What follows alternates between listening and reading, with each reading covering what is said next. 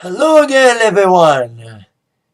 Zack Attack is here with the Atakline for this Labor Day Monday, September 2nd, 2013. Hope everyone's having a decent Labor Day this weekend. Great Labor Day and great Labor Day weekend thus far. Of course, a lot of you kids out there who are watching this probably go back to school in the morning unless you're from Romeo like me. And all the kids around here don't go to school till Wednesday. So no matter what day you go back to school, good luck to you in your first day. Because I'm out of school now, but went to my old high school to kick off my weekend of gigs. Yes, DJ Zack DJ'd a lot this birthday week, this Labor Day weekend I did. More including an unexpected gig, which I will get to in a moment. It all started Thursday, past Thursday, opening day of the Romeo High School football season. Taking on the Troy Colts. We won the game, but I DJ'd the tailgate, like I always do, to open up the season. And it was scorching hot. It was like 95 degrees. It was the first hot tailgate in about 2 years. 2 years ago, we did a tailgate. And it was like that day, like very hot, scorching. The people didn't arrive till like 6:30, so the flow was just off because it was like periodically coming. You know, there wasn't a sea of people. There was not like usually the tailgate at Romeo football games is like not just me, but there's like activities going on. There's like an inflatable too or kid things. There wasn't much there because I think they canceled because it was too hot to set it up. So it was like mostly an empty parking lot till like 6 o'clock when people started arriving. It was like a floor of people, random floors, like an okay show. So then after the game, you know, I went to the Peach Fest because Romeo Peach Fest this weekend, and I wasn't going to DJ there. You know, I wasn't DJing it again for the second year in a row because I DJed 2 years ago. Got fired last year for whatever stupid fucking reason. But we went on Thursday night after the show to see how the DJ was. My friend Mark Evans, he sucked it. You know, he plays shitty variety. And I went to the other tent. There's two beer tents there. There's the big beer tent where I DJed at 2 years ago. And then there was the other beer tent, the smaller beer tent called Beers Around the World. And they had their tent and they had no entertainment. So I offered to DJ there for free that night. But they said, not tonight, come back tomorrow. So we DJed at the Bears Around the World tent on Friday night. Impromptu, last minute gig. And we made a statement to the Lions Club. They should never fired us. Because, you know, when we started the day off at around 7 o'clock, engine was kind of slow. But we got going around 8 o'clock. People started arriving, and it started raining. So a lot more people started coming around 9 o'clock. Started raining for an hour, so a lot of kids were there. And by the time 10 o'clock came and the kids left, all the drunk people were there and ready to dance. And we didn't expect much dancing, but you know what? We didn't do line dances, but I think we played Blown Lines about 2 or 3 times. Thrift shop 2 or 3 times because there was a different amount of people. All the young people were seeing this disc jockey, and they left the other tent. And I've been to Beach Fest all my life. And that was the first time ever I saw the other beer tent shut down because my tent was bringing everybody in. By midnight, it was like asshole to asshole. You know, like a lot of people there, and people dancing their ass off, drunk as hell, and having a heck of a time. And people were like saying, the other beer tent sucks. We made a statement to the Lions Club. Because last year when they fired me, the Attack Army, my fan base, you know, as you see in my shirt that's badly torn off. I have new shirts, but anyway. The Attack Army were like complaining. I've heard people saying that they wanted me back, and we made the statement. We shut down the other beer tent. We didn't DJ any other days this weekend, but I have been told that they have considered me for next year, and hopefully this year they'll keep the promise. Because I had a verbal agreement with a guy from the Lions Club. I'll be back last year, but he got dumped because of a scandal, and I got fired. So besides that, we did 2 days at Westview Orchard's Peach Fest. Gigs I was already scheduled for on Saturday and Sunday. Saturday was okay. You know, it was okay on Saturday. Sunday was the best day. Yesterday was the best day. And we had the most amount of people. Probably the best day of Westview this season. Because we did a couple shows in July. And now I'll be DJing there every weekend for the next couple of weeks in September and October. Every Saturday and Sunday I'm there. So I can't wait for more weeks. And this past Sunday was like very fun. We DJed till like 5:30, and then I went to the Mumbus Parade and bed races at the Peach Fest, right from Westview. So we had a great time at Westview this past weekend. So we had a lot of people coming in and out. Even it rained in the afternoon, but after it rained, you know, people started coming in. So it was a great day. On Sunday, we'll be back there this Saturday and Sunday, along with the first Splash Bash in 2 months at the OHS pool. And Liberty Woods 5-year anniversary of the Block Party. Now, I'm on this tour right now. I'm calling my gigs tours. My summer tour, which is called Summer Jubilee, I have done 36 shows thus far on this tour, which ties with my tour YOLO I did last year. Don't judge me. I wanted to tour that name before it became cliche, which it did by the time the tour ended. I had 36 shows on that tour, which made the biggest tour of my career.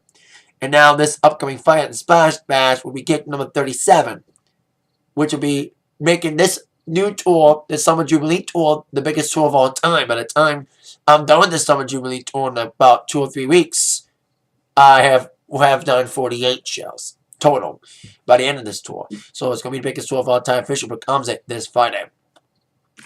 Now, along with the entertainment news that did come out, because usually on Labor Day weekend, news is slow. But we got news anyway. Entertainment news, starting with their number 1 movie. Well, surprisingly enough, for the 3rd week in a row, it is The Butler, remaining at number 1 this Labor Day weekend, blocking One Direction's 3D concert movie, This Is Art, which debuts at number 2 with 18 million. Not bad, but here's the sad part. Justin Bieber's movie made more. That's right, Bieber's movie, Never Say Never, which was released 2 years ago, another 3D concert film, made 32 million in its first 3 days, and One Direction couldn't even make 20 million. Maybe the backlash is on, but still, an impressive opening, nonetheless, for One Direction, even though they lost to The Butler. So there you go. On this Labor Day weekend now. So I've made an Atakline in a couple of days because I've been busy, with gigs and the Beach Fest. So I didn't get to say last week's Billboard number 1s, which are still number 1s. Still number 1 album for the 2nd week in a row this past week. Luke Bryan's album, Crash My Party, with That's My Kind of Night, heating up the charts and helped the album stay at number 1 for a 2nd week. While Robin Thicke, thanks in part to the VMAs, specifically being along Miley in that cuckoo performance, he's still number 1 for the 12th week, with Katy Perry's single Up His Ass and the new Eminem song Berserk, which I love, by the way. Love Berserk, heating up the charts and debuting this week. Last week's number 1s with Luke and Robin, and on Wednesday will be this week's number 1s. So who will be the number 1 single? Will Robin remain for a 13th week, or will Katy kick him off? Or will Eminem debut at number 1 with Berserk? Both Katy and Eminem are both neck and neck on the iTunes charts. They've been switching number 1 spot for the last couple of days. Like Katy's been number 1 one day, then Eminem was number 1 the next. They've been going back and forth, jockeying for the number 1 position on iTunes. And as of I last looked about 2 hours ago, Katy was still number 1. So we'll see who will be number 1 single this upcoming week. Now, a bunch of results from a bunch of events that happened over the weekend. Like I said, I was at Peach Fest on Thursday and the football game on Thursday, which means I missed Impact. So we saw a couple matches for BFG series. Big thing that came out of Impact was AJ Styles doing a shoot promo about his ongoing contract dispute with TNA. Of course, he's had some contract issues with Dixie Carter, and he let out his grievances on the air, even making a little jab at the best in the world, CM Punk. And I'll get to Raw preview in a few moments. I know by the time this video goes up, Raw will have started. So, anyway, besides AJ airing his grievances, we saw some BFG matches, including Jeff Hardy defeating Kazarian. AJ Styles, after this match, he did the promo, but it was against Bobby Roode. He beat him. And Austin Aries beat Christopher Daniels. And Hulk Hogan returned for the first time in weeks, announcing that not only is Billy Ray's marriage with Brooke is finally officially over. There's BFG series. I've been hearing rumors about this BFG series since all 12 guys weren't able to fight each other at least once. They were supposed to have all 12 guys fight each other once, and they weren't able to do that with the time constraints they had, because no surrenders in a few weeks. So Hogan decided to make a last chance 12-man gauntlet next week. That any of the 12 competitors are eligible for this match for 20 points. Because we have the final 4 right now. It's Magnus, Jeff Hardy, and AJ Styles, in all scenarios. That's one of the things the Final Four right now. And whoever enters this match for this 20 points could really shake up the Final Four. And Hogan made 2 matches for Bully Ray.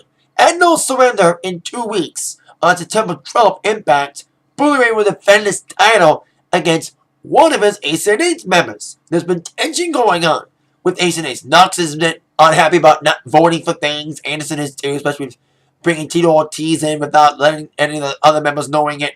So who knows who wants to line up against Bully Ray? Maybe Anderson or Knox. And also, this week on Impact, Bully Ray would take on Sting. Now, it's been alliterated that it's a non-title match, since at Slammiversary, Sting lost to Bully Ray when Bully Ray had the title the first time this year before he lost it to Sabin, and Sting was unable to compete for the world title again. But that doesn't mean he can still fight Bully Ray, albeit in non-title matches, which will take place this week on Impact. And Sting, I did see that. I did see the ending. I came home at that time for the ending when Sting came out and attacked Bully Ray after the match was made, with Hogan making the match between Sting and Bully Ray next week. So there you go with that TNA review. And now UFC 165. Now I did end up seeing UFC 165 on Saturday, but I didn't make a review because of 2 reasons. One, I was too tired. I had to get up early for the Westby show, and I was disappointed about this pay-per-view. I've been saying I think Bellator was better, and I think Bellator proved their point. But I never thought I would say Bellator was better, but Bellator was a little better. But it was an okay pay-per-view for what it was for UFC 164, which was headlined, but it co-main event and main event ended in first round knockouts. Fucking stupid. And it was screwy endings. Bullshit endings, those matches. The co-main event and the main event. Before we get to those screwy endings, I call it, we had our first match of the card being a it was okay action in the first fight, but it wasn't anything exciting. You know, there was some decent stand-up in there, some decent submission attempts from Dustin Poirier and Eric Coach, and Dustin Poirier won by unanimous decision in the featherweight division. It was just okay way to start the pay-per-view. It's not much, a lot of action, but not much excitement. Like the first 3 fights went up to 3 rounds.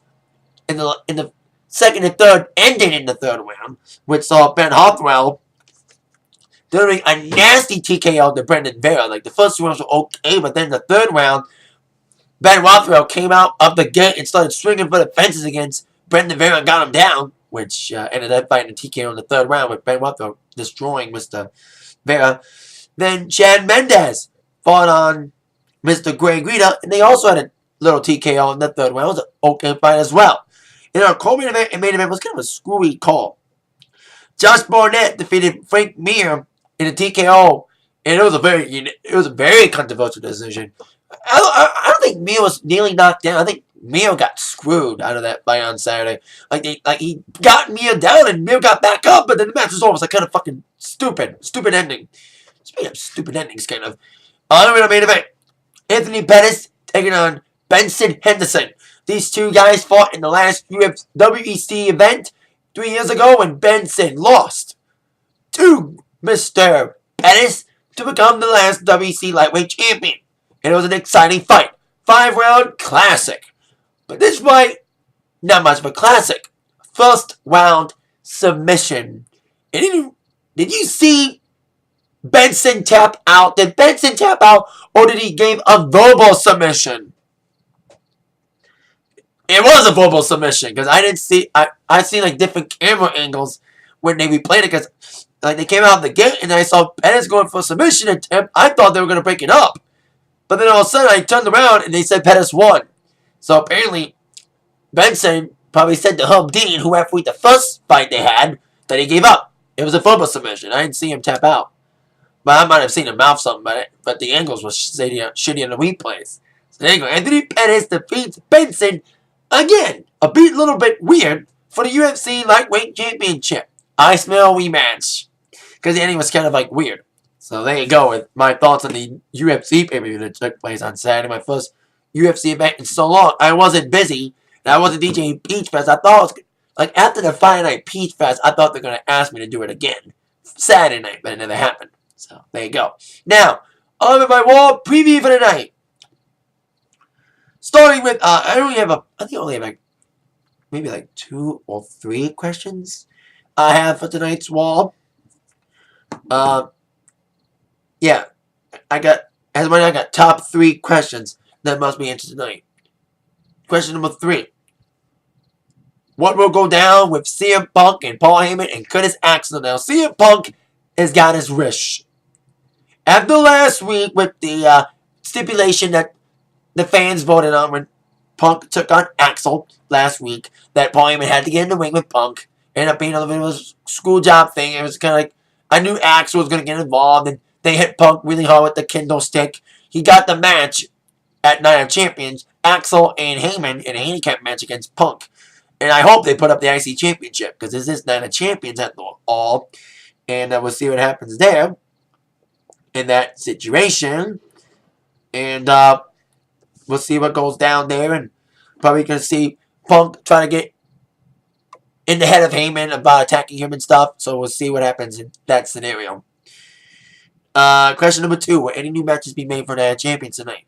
Now, of course, we got the big matches. Daniel Bryan fighting a new match against Randy Orton. Of course, I'll get to that in a moment when question number 1 comes up. Will the Real defending his World Championship against Juan Van Dam after beating him last week. A beat with a distraction from Mr. Ricardo. I predict that AJ will defeat Divas title against somebody from Total Divas. I hope Natalya gets it. Tag team titles. Well, might have